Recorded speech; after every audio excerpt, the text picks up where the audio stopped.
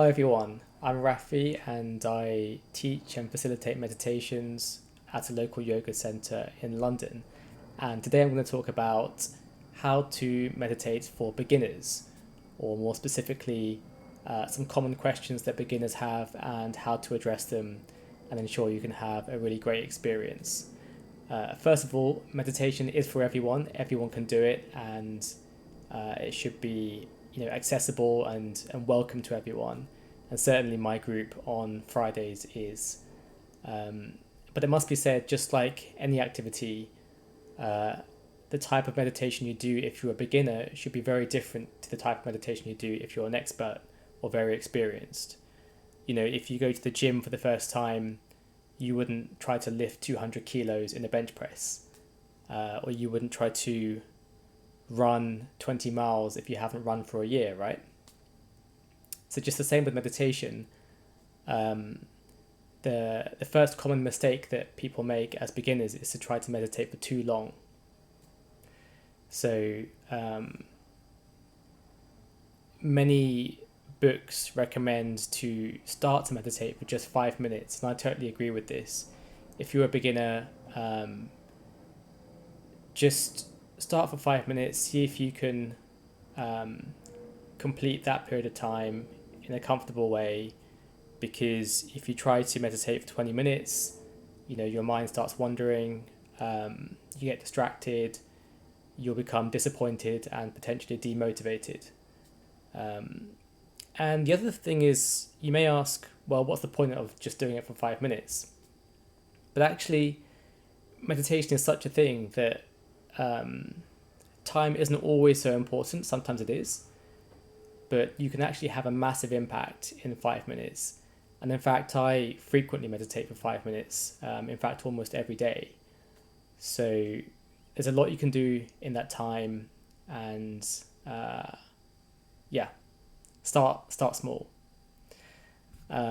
So these are the other key aspects that I want to mention if you're a beginner. And the second one is one that's super common, being distracted. So the thing about being distracted is not to overfocus on being distracted, and also not to worry too much about it. The more you worry about it, the more you create further distraction. So I'm going to take the number 2 and 3 together because they're quite related in terms of being distracted and not being able to clear the mind. Not all meditations require you to completely clear your mind, but that said, the majority of meditations it generally helps with. Why is that? That's because when people come to meditate, especially for the first time, they tend to come with many, many thoughts in their head. And this is just a concept because actually I believe that thoughts and emotions are in our bodies as much as they are in our heads. But let's just say you come to the class with loads of thoughts in your head. Now, meditation generally has a goal, and there are lots of types of meditations. So you may want to heal a part of your body, you may want to solve a business problem, or come up with a solution to a difficult relationship. So there are many, many things you can do in meditation. And just like any activity, if you have a high quality of focus, a singular focus on that goal, you're more likely to accomplish it. And that's why we generally try to clear the mind first so that we can have a high quality singular focus on the goal of our meditation. And the meditation itself may be designed to clear your mind and give you that focus. So generally speaking, we want to clear our mind and we want to end up with something like this, where we just have one thought to accomplish one goal or action. Now, as a beginner, don't worry if you can't achieve this, because this takes normally many meditations. Um, it can even take years. So, don't worry if you can't achieve this state to begin with. Just try to go from here to just a few, a bunch of thoughts reduced. It doesn't have to be perfect. Okay, so each time you meditate, just try to reduce thoughts a little bit more as a beginner.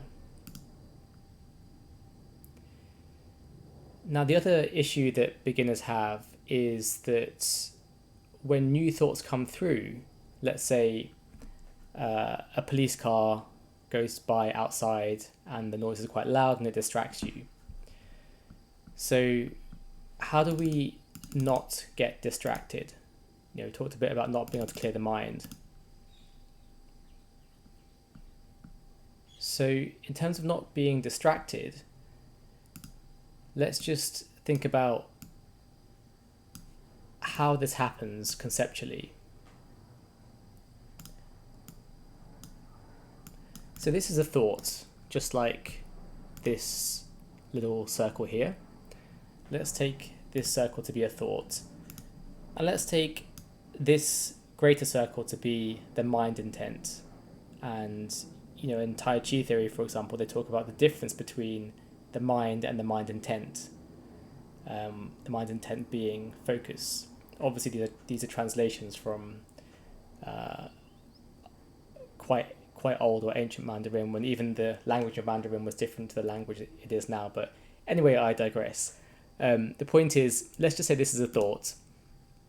Now, for beginners, this thought could be, okay, there's a police car going by and there's lots of noise. I'll just move this so you can see it more clearly.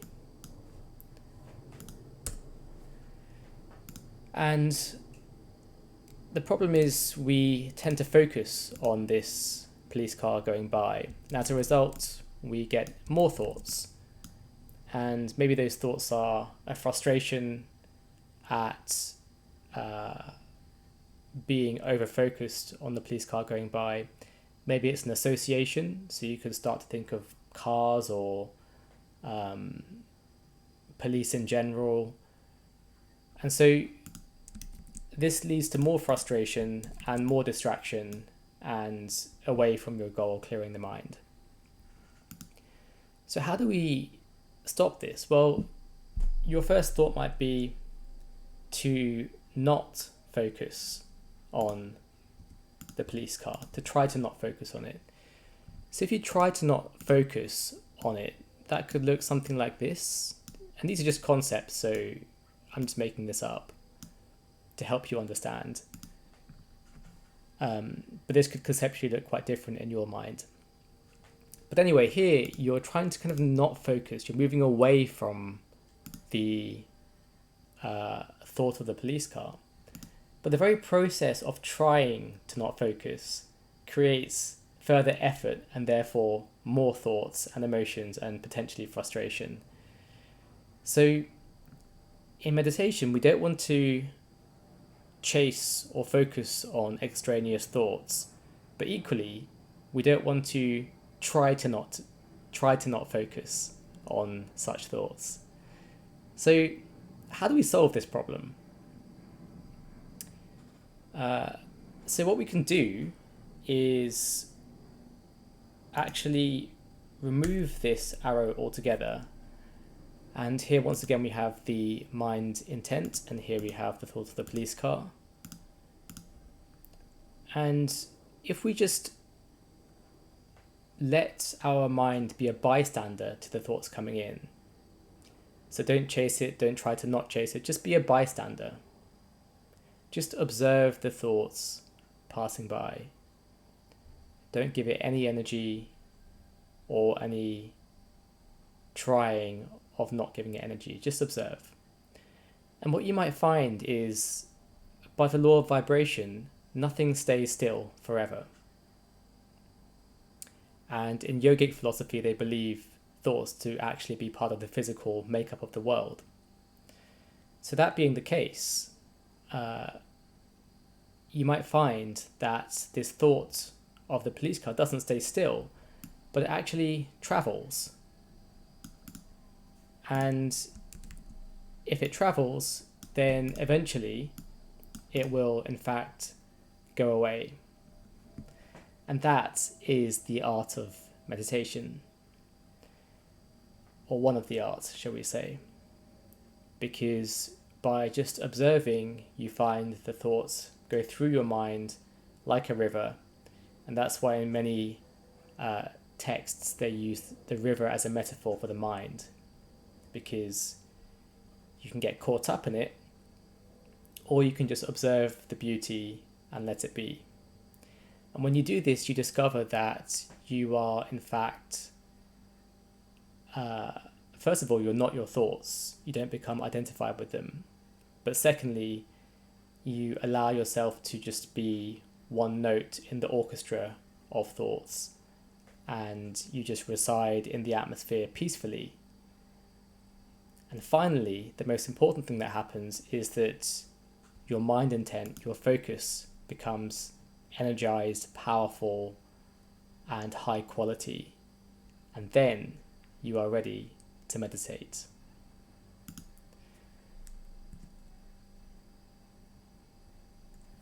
So that's about how to solve being distracted and not being able to clear the mind. And just finally, let's talk a bit about staying dead still. So this is a funny one because many beginners, when I see them in our meditation class, starting out meditation, they try to really be dead still. And there's nothing, well, I was going to say there's nothing wrong with that, but I think there probably is. Let me instead say that many meditations do require you to be dead still. For example, if you're trying to lucid dream, astral project, if you're trying to reach the hypnagogic state, which is the body asleep, mind awake state of mind, then yes, you do want to try and be dead still. But for the vast majority of meditations, it really doesn't matter. In fact, it even hinders the meditation. For example, to take Tai Chi again, or Qigong, they have this concept of the standing meditation versus the sitting meditation. But both are meditations. And similarly in yoga, you have the asanas, which is part of your meditation. I could also take the example of running. You know, when you're running, you can get in a quite focused state of mind. And that itself is a type of meditation.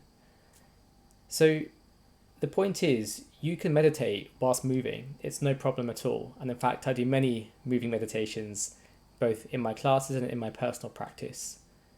And you can really reach quite crazy, inspirational states of mind, even whilst moving.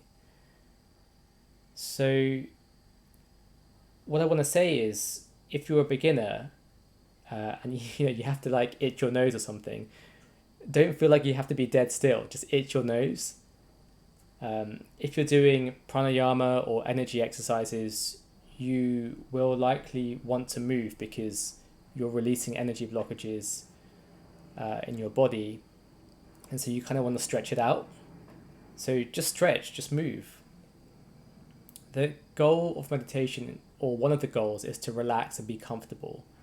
So if you're trying to be dead stiff and that's causing discomfort, you're actually doing the opposite of what you should be doing. And I guess just finally I should say that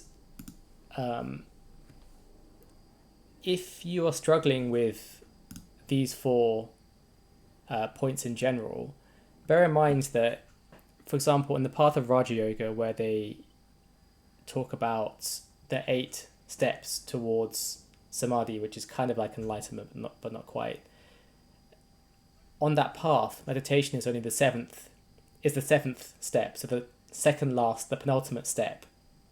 And before that, you have a whole range of steps, and one of those steps is the asanas, which is the physical postures, which Western yoga perhaps over focuses on. So what I'm telling you here is that physical exercise is a fantastic way to prepare for meditation. And in fact, in my classes, we always do a form of hatha yoga or pranayama before we start to sit down and meditate. A really good time to meditate is just after you've gone for a run. So tire out and relax the physical body, and then the mental body or the mind will nicely follow. So with that said, those are some practical tips if you're just starting out meditating. Hopefully they were helpful, and I'll catch you in the next video. Take it easy.